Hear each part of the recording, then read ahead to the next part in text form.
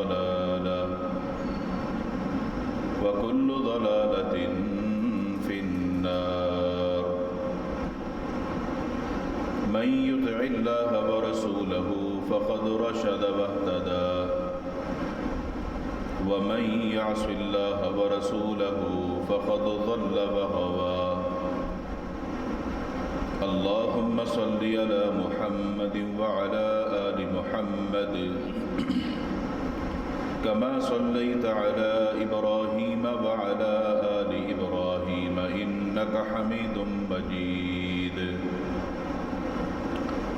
اللهم بارك على محمد وعلى آل محمد كما باركت على إبراهيم وعلى آل إبراهيم إنك حميد مجيد.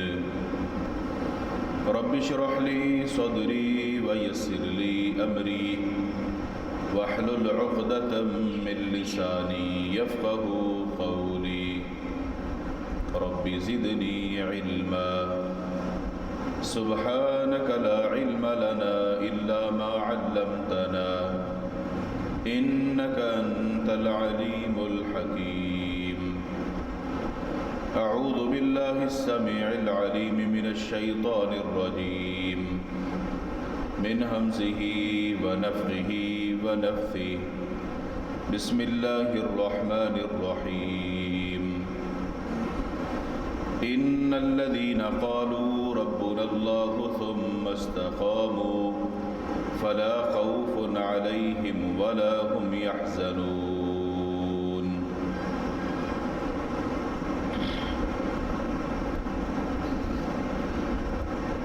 ہر قسم کی حمد و ثنا، کبریائی، بڑائی اللہ وحدہ لا شریک، خالق کائنات، مالک ارض و سما کے لیے. درود و سلام ہوں امام الانبیاء، ہادی، رہبر و رہنما، احمد مجتبی جناب محمد الرسول اللہ صلی اللہ علیہ وآلہ وسلم کی ذات اقدس پر، جن کو اللہ رب العالمین نے اس کائنات کے لیے رحمت للعالمین بنا کر مبعوث فرمایا. حضرات گرامی، ماہ مقدس رمضان المبارک کے گزرنے کے بعد کیے جانے والے وہ مقدس اعمال، ان پر اس کے بعد بھی استقامت اور مداومت اور ہمیشگی بہت ضروری ہے. ایک شخص جتنی محنت کرتا ہے اللہ کو راضی کرنے کے لیے، نیک اعمال کے لیے، اس کو وہ نیک اعمال چھوڑنے نہیں چاہیے، بلکہ ان کو اسی طرح کرتے رہنا چاہیے تاکہ جب اس کی موت کا وقت آئے انہی نیک اعمال پر ہمیشگی اختیار کرتے ہوئے اور ڈٹے ہوئے اس کی موت آنی چاہیے. قرآن مجید فرقان حمید میں اللہ تعالیٰ کا فرمان ہے، ان الذین قالوا ربنا اللہ ثم استقاموا. بے شک وہ لوگ جنہوں نے اس چیز کا اقرار کیا کہ ہمارا رب تو اللہ ہے، اللہ کو رب ماننے پر پکے ہو گئے اور اس پر ڈٹ گئے، انہوں نے اس پر استقامت اختیار کی. اللہ کو رب مان لیا، اب اس پر ڈٹ جانا ہے، توحید پر قائم رہنا ہے، شرک سے بیزاری ہے، شرک سے نفرت ہے، شرک سے دوری ہے. اللہ کو رب مان کر اس پر ڈٹ جانا، اسی کا نام استقامت ہے. اللہ کی عبادت میں جتنے بھی وہ نیک اعمال بجا لاتا ہے، جو عمل کرنے کا طریقہ جناب محمد الرسول اللہ صلی اللہ علیہ وآلہ وسلم نے بتلایا ان کاموں کو کرنے پر وہ ہمیشگی اختیار کرتا ہے، ان کاموں کو کرنے کے بعد ان کو چھوڑتا نہیں ہے، بلکہ ان نیکیوں کو اپناتے ہوئے اس پر ہمیشگی اختیار کرتا ہے تاکہ وہ نیکیاں اللہ کی بارگاہ میں قبولیت کا درجہ حاصل کر لیں۔ نیک اعمال میں کتنے سارے چھوٹے چھوٹے وہ کام ہیں جو ماہ مقدس میں ہر مسلمان بڑے شوق سے کرتا ہے،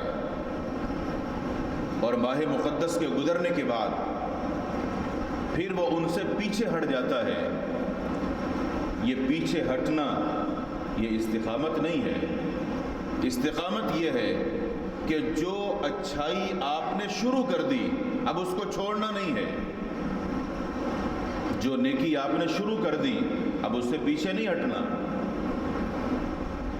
آپ ایک بیج بوتے ہیں، جب وہ زمین کے اندر سے اگنا شروع ہوتا ہے آپ اس کو پانی دینا چھوڑ دیں تو کیا وہ پودا بنے گا؟ کیا وہ درخت بنے گا؟ ہرگز نہیں۔ اتنی محنت کر کے مہنگا بیج آپ بوتے ہیں اور جب وہ زمین سے اگنا شروع ہوتا ہے آپ اس کو چھوڑ دیتے ہیں، وہ تو سوکھ جائے گا، اس کو پانی نہیں ملے گا، وہ تو ویسے ہی سڑ جائے گا۔ اس کی آبیاری بہت ضروری ہے، اور نیک عمل ایک مومن کے لیے یہ وہی درخت کی مانند ہے، اور اس کی آبیاری کیا ہے؟ اس پر ہمیشہ اختیار کرنا۔ جو نیک عمل آپ نے شروع کیے، جو قرآن اور صحیح احادیث میں رسول اکرم صلی اللہ علیہ وآلہ وسلم کے فرامین کی روشنی میں ملتے ہیں، ان پر ہمیشگی، ان پر مداومت اختیار کرنا، یہ استقامت فی الدین کہلاتا ہے۔ رسول اکرم صلی اللہ علیہ وسلم کے پاس ایک صحابی سفیان بن عبداللہ رضی اللہ عنہ تشریف لائے، آ کر کہنے لگے اللہ کے نبی صلی اللہ علیہ وسلم قل لی فی الاسلام قولا، دین اسلام کے اندر سے مجھے کچھ ایسا بتا دیجئے، کوئی نیکی، کوئی عمل، لا اسأل عنہ احدا غیرک، آپ کے بعد دوبارہ کسی سے پوچھنے کی ضرورت بھی محسوس نہ ہو، مجھے ایسا کچھ بتا دیں، آپ سے سنوں اور اس پر عمل شروع کر دوں، اس کے بعد سوال کرنے کی ضرورت ہی محسوس نہ ہو۔ رسول اکرم صلی اللہ علیہ وسلم نے اپنے صحابی کے جذبات کو دیکھا، ارشاد فرمایا قل آمنت باللہ ثم استقم، پھر تم کہو کہ میں اللہ پر ایمان لایا، اور ایمان لانے کے بعد پھر اس پر پکے ہو جاؤ، اس پر ڈٹ جاؤ، استقامت اختیار کر لو۔ اللہ پر ایمان لانا کیا صرف کلمہ پڑھنا مراد ہے؟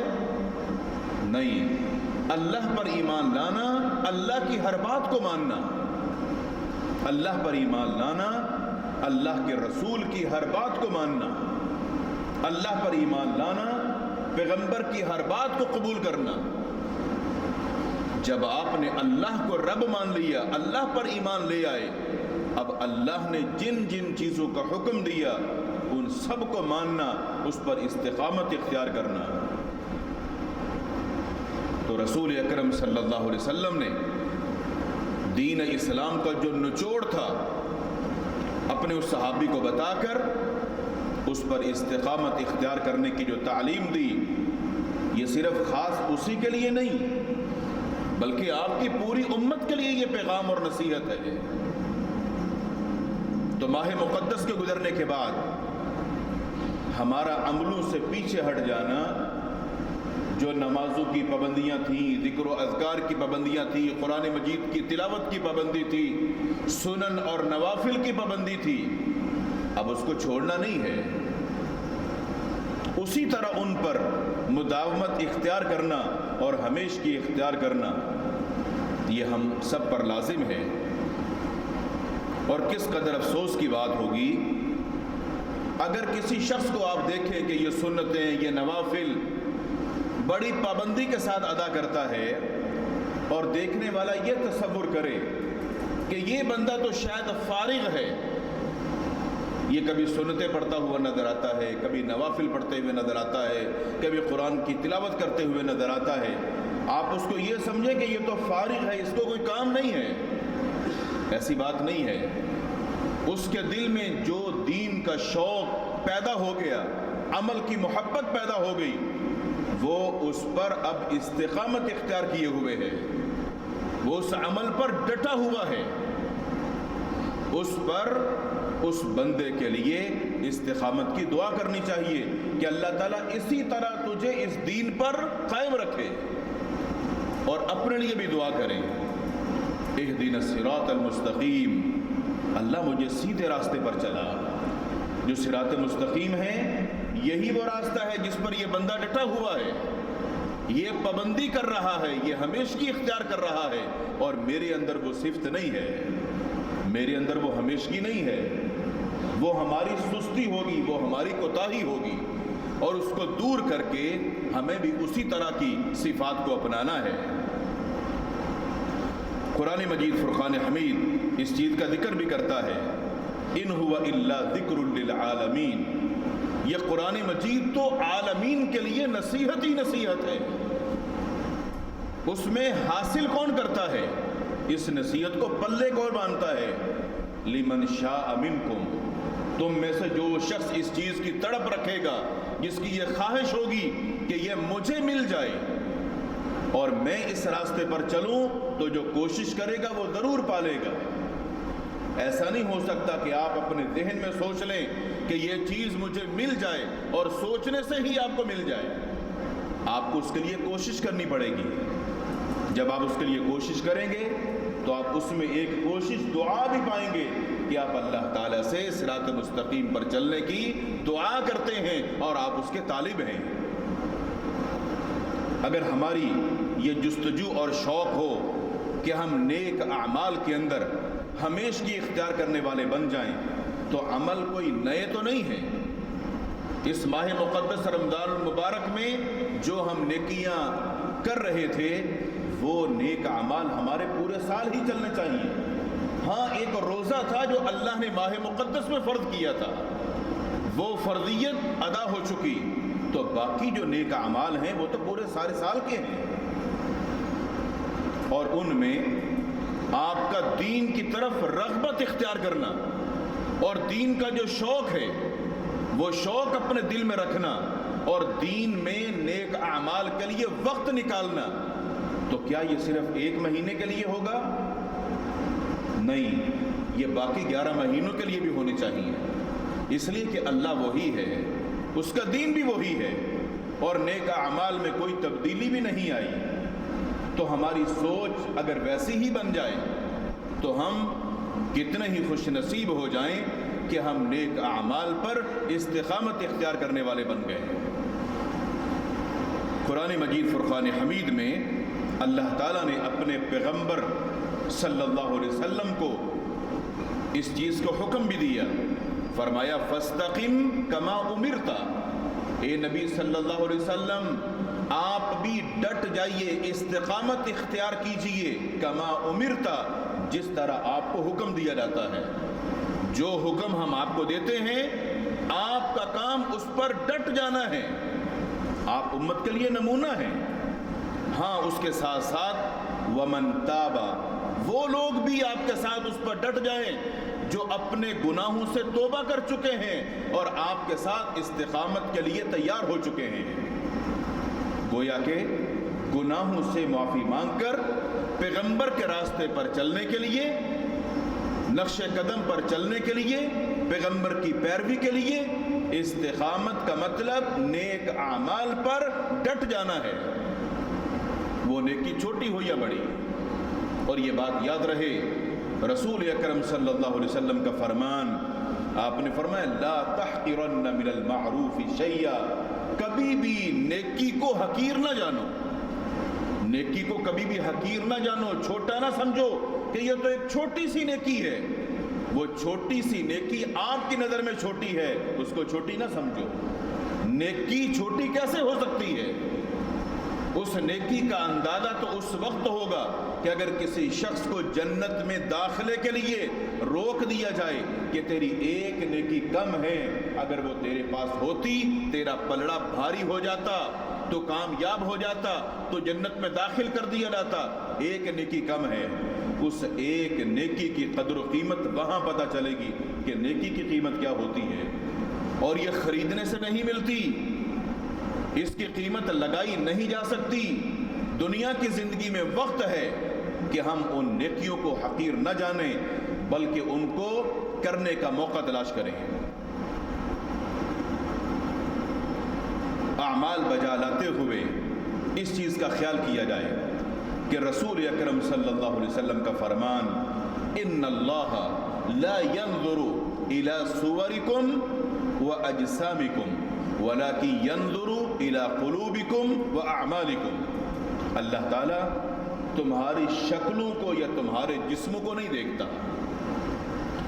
کہ یہ بندہ شکل و صورت میں کیسا ہے، جسامت میں کیسا ہے، اس کی رنگت کیسی ہے، اللہ تعالیٰ ان چیزوں کو نہیں دیکھتا۔ یعنی اللہ تعالیٰ کے ہاں عمل کی قبولیت کے لیے یہ چیزیں معنی نہیں رکھتی۔ اللہ تعالیٰ کے ہاں بندے کے اعمال کی جو قبولیت کے لیے چیزیں معنی رکھتی ہیں، اللہ تعالیٰ دیکھتا ہے تو بندے کے دل کو دیکھتا ہے اور اس کے عمل کو دیکھتا ہے۔ اس بندے کے دل میں میری محبت کتنی ہے، اس بندے کے دل میں میرا ڈر کتنا ہے، اس ڈر کی وجہ سے یہ بندہ نیک اعمال کس جذبے اور شوق سے کر رہا ہے۔ اللہ تعالیٰ بندوں کے اعمال کو اور ان کے دلوں کو دیکھتا ہے۔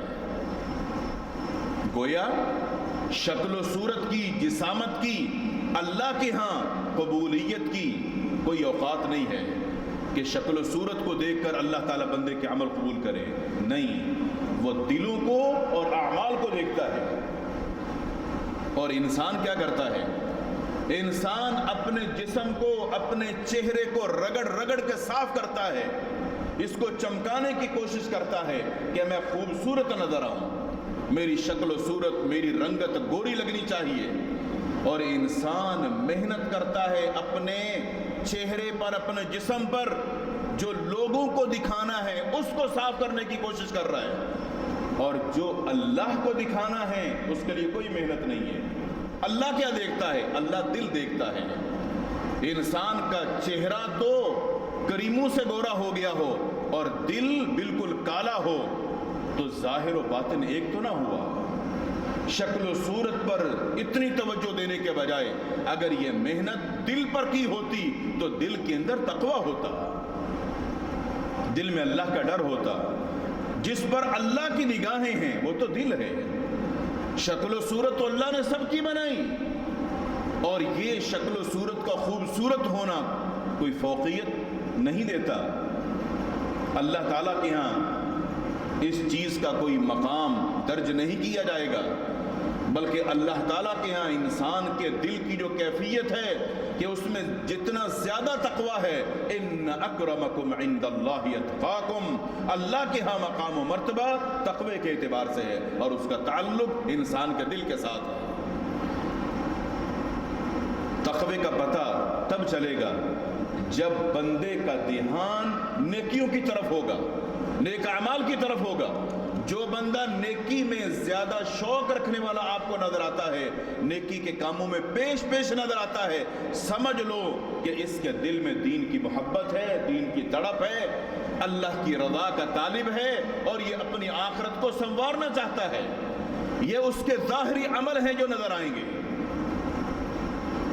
اور اگر دل کے اندر ان چیزوں کی چاہت ہے ہی نہیں، دل راغب ہی نہیں ہے دین کی طرف، تو دین کے کاموں کے لیے، اعمال کے لیے شوق بھی اس بندے کے اندر نہیں ہوگا۔ اور اگر یہ شوق پیدا ہو جائے تو اللہ تعالیٰ اس بندے کی کیا، اس بندے کی نسلوں کی اور اس کی اولادوں تک کی حفاظت فرما دیتا ہے۔ بشرط کہ بندہ اللہ کے لیے ہو جائے، جیسا رسول اکرم صلی اللہ علیہ وسلم کا فرمان، من کان للہ کان اللہ لہ، جو اللہ کا ہو جاتا ہے اللہ اس کا ہو جاتا ہے۔ یہ ہے اللہ سے دوستی اور اللہ سے یاری اور اللہ سے محبت۔ اللہ سے تعلق قائم کر لو، اللہ تمہارا دوست بن جائے گا۔ اللہ ولی الذین آمنوا، اہل ایمان کا تو اللہ دوست ہے۔ اگر ہم قرآن مجید فرقان حمید کا مطالعہ کرتے ہیں تو قرآن مجید کی جو سورۃ الکہف ہے، جس میں ہم دیکھتے ہیں اللہ تعالیٰ نے کئی سارے واقعات کو بیان فرمایا۔ ایک واقعے کی طرف اشارہ کرتا ہوں کہ انسان کے نیک اعمال کی بدولت اللہ تعالیٰ کس طرح اس کے مال کی، اس کی اولاد کی حفاظت فرماتا ہے۔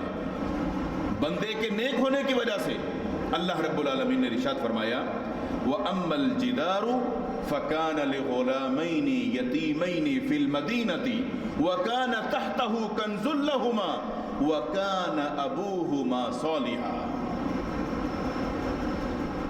اللہ کے پیغمبر موسیٰ علیہ السلام اور حضرت خضر ایک سفر پر روانہ ہیں۔ چلتے ہوئے ایک ایسی آبادی کی طرف پہنچے جہاں پر ایک گھر بنا ہوا ہے اور اس گھر کی جو ایک دیوار ہے وہ گری ہوئی ہے۔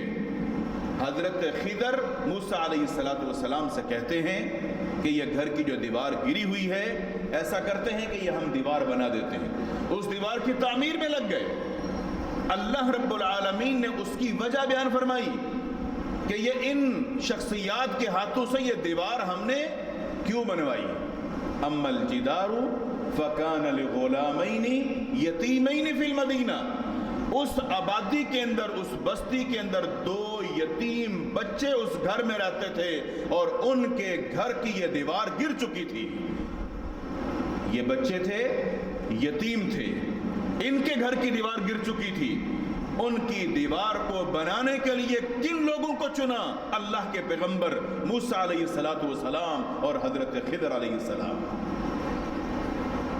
جب بات کھلی تو پتہ چلا کان ابوہما صالحا، ان بچوں کا جو باپ تھا وہ بڑا نیک آدمی تھا، اور اس نے ان بچوں کے چھوٹا ہونے کی وجہ سے اپنا جو بھی خزانہ تھا وہ گڑھا کھود کر زمین میں دفن کیا تھا اور اوپر دیوار بنا دی تھی اور اللہ کے سپرد کر دیا۔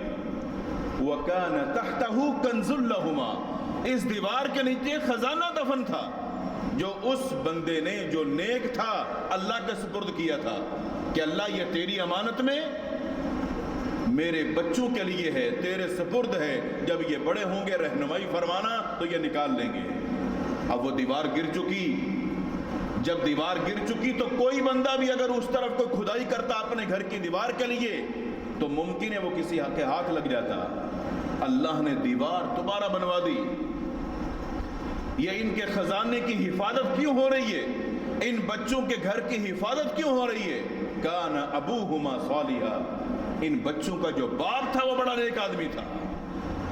تو اگر ہم لوگ اچھے ہو جائیں، نیک بن جائیں، صالح بن جائیں، متقی بن جائیں، پرہیزگار بن جائیں، نہ یہ کہ اللہ ہماری قدر کرے گا بلکہ اللہ ہماری اولادوں کی بھی قدر کرے گا، ان کی بھی حفاظت فرمائے گا، ہمارے مالوں کی بھی حفاظت فرمائے گا۔ اور رسول اکرم صلی اللہ علیہ وسلم کا فرمان، احفظ اللہ یحفظک، احفظ اللہ تجدہ تجاہک، تم اللہ کے احکامات کی حفاظت کرو، اللہ تمہاری حفاظت فرمائے گا۔ تم اللہ کے احکامات کی حفاظت کرو تو تم ہر مشکل میں اللہ کو اپنے سامنے پاؤ گے۔ مشکلوں سے، پریشانیوں سے نکالنے والی ذات تو اللہ کی ہے۔ تو ضرورت ہے کہ ماہ مقدس کے بعد اپنے ان نیک اعمال کو اسی طرح جاری اور ساری رکھیں، دین کا شوق، دین کی محبت، اعمال کی محبت اسی طرح قائم رہے تاکہ یہ مساجد بھی آباد رہیں اور ہمارے دل بھی آباد رہیں۔ اللہ تعالیٰ سے دعا ہے اللہ تعالیٰ ہم سب کو دین سیکھنے، سمجھنے، اصلاح کرنے اور عمل کرنے کی توفیق عطا فرمائے۔ وآخر دعوانا ان الحمد للہ رب العالمین۔